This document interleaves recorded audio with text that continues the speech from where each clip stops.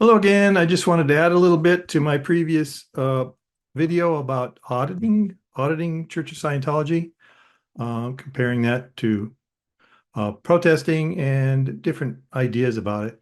So one thing I want to add is there's different ways of auditing too, which is you can just be out there auditing being you're just live streaming or recording what Scientology is doing on their property, hoping you'll find them doing something bad.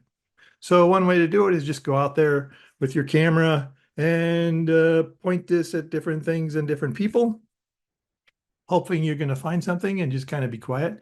Another way is to really be out there harassing Scientologists, yelling, chasing them around, pointing your camera inside their building in the window, which, by the way, I mean, you're live streaming, right? I mean, Scientology did that to me in Clearwater, Florida before when I was downtown.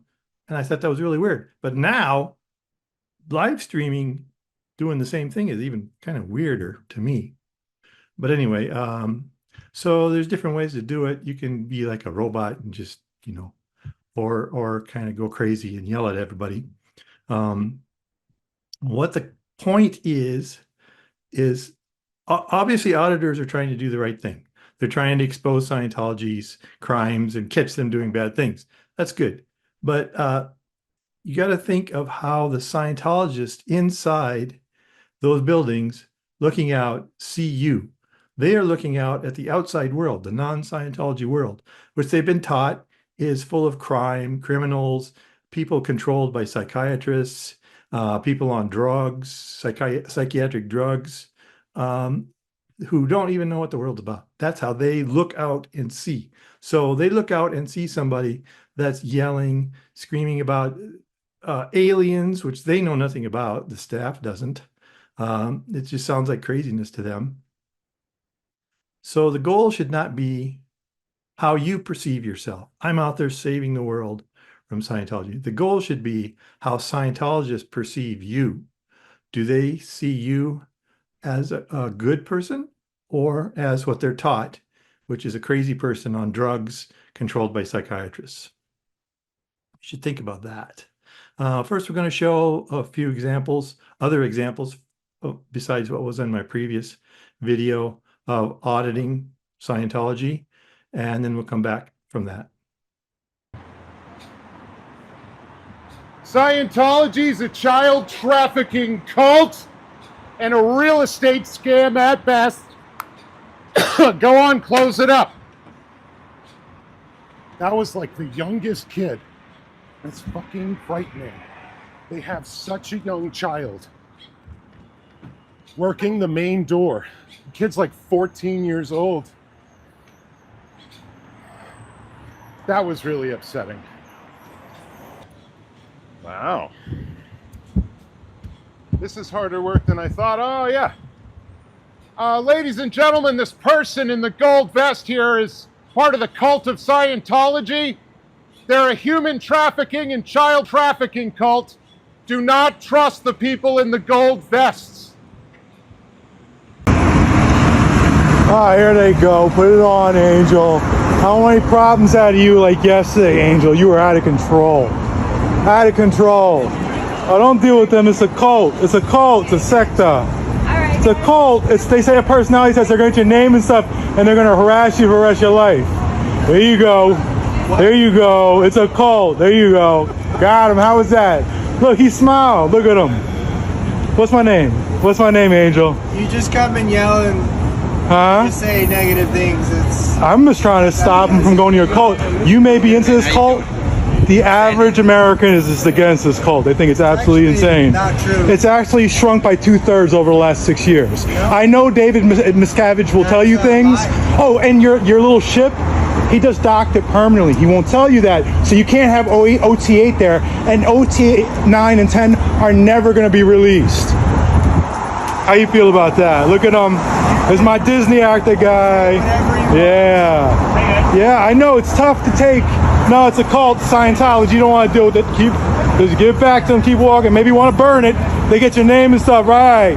No, he's a failed Disney actor too on top of it. You don't want to deal with it.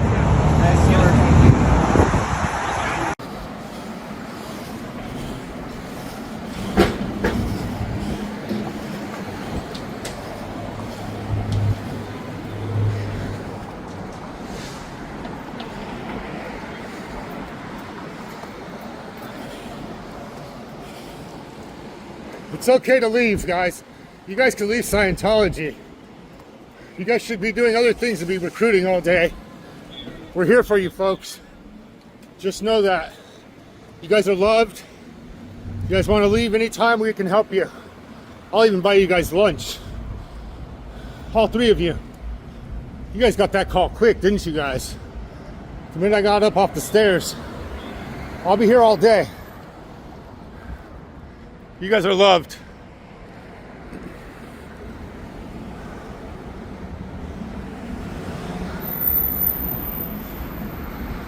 Keep my distance. They're being told what to do.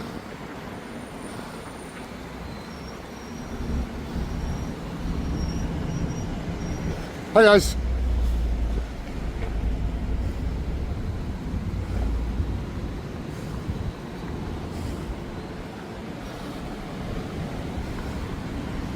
Not today, guys. You're not recruiting today, folks. Just know that. I'm not a bad person. I just want you guys to leave Scientology. Contact your families. Mike and Emily Jones, Phil Anderson, Bob Ferris. So I was in a cult for 6 years, so I kind of know the idea that how they perceive the outside world, which is it's an evil place that doesn't understand what life is all about because they don't have the tech or God or whatever that we have, so we know and they don't. And therefore, the outside world is deficient or even evil. And it's human nature 101 besides that you don't want to be harassed, right?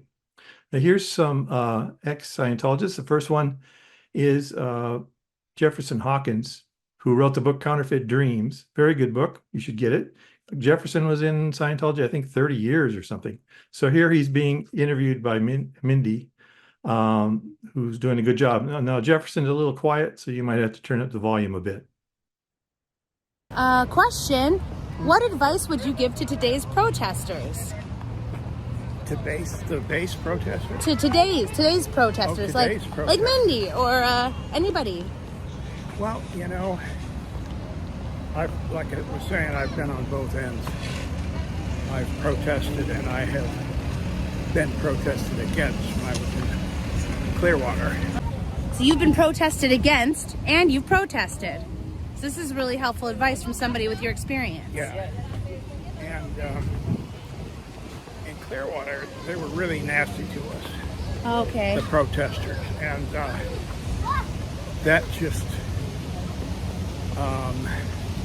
that just made me feel bad, you know?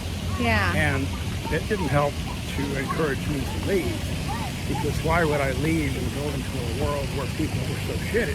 Should we head towards the shade? Yeah. Okay. Oh, fountain going. So you're saying that the protesters being mean to you made it, like, reinforced Scientology's stronghold on you. Yeah, because they say that the world is an awful and hostile place. And so if the protesters are being awful and hostile, it just reinforces that narrative. And then you don't want to leave because look what's out there. Yeah. With all these awful people. So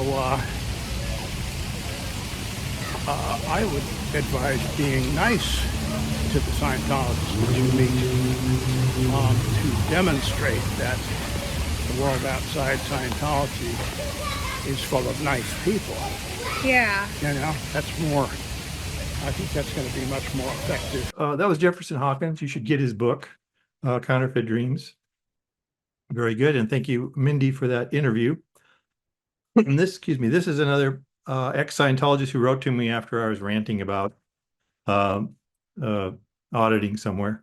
She wrote, when I was out as the lead volunteer minister in a tent showing two ladies who were Christian Scientists through the display panels, they were very nice. They asked questions, and while I was answering them, I felt like a fraud. They did not preach their beliefs to me like I expected. Instead, they asked questions about beliefs in Scientology, which is an uncomfortable question to answer because the PR version of that answer is bullshit. This caused cognitive dissonance the dissonance that I could not reconcile. Being kind to those still in is a way better than being confrontational. End quote. So that's another ex-Scientologist view. The problem now, let me get to another problem, is auditing and protesting. You are out like basically confronting the Scientologists, and basically most of the staff, Scientologists, are going to hide from you. They're even told, don't even look at the signs. Don't confront these people. They're evil. Blah blah blah. So it's not a situation that's designed to have a conversation. It happens sometimes. I mean, in Tori's case, she would come out and confront us and try and handle us, to make us go away. That happened a lot in Clearwater when we were protesting. So that's their method, but it's not a good way to have a conversation. Now, how do you set up a situation where you can have a conversation with Scientologists? That's really difficult because first, Scientology makes it difficult by their teachings about how outsiders are, by their control of their members and different things. So this video is not about that. I'll steer you to Václav Havel, who was a peaceful protester in Czechoslovakia who went from prison to president of Czechoslovakia.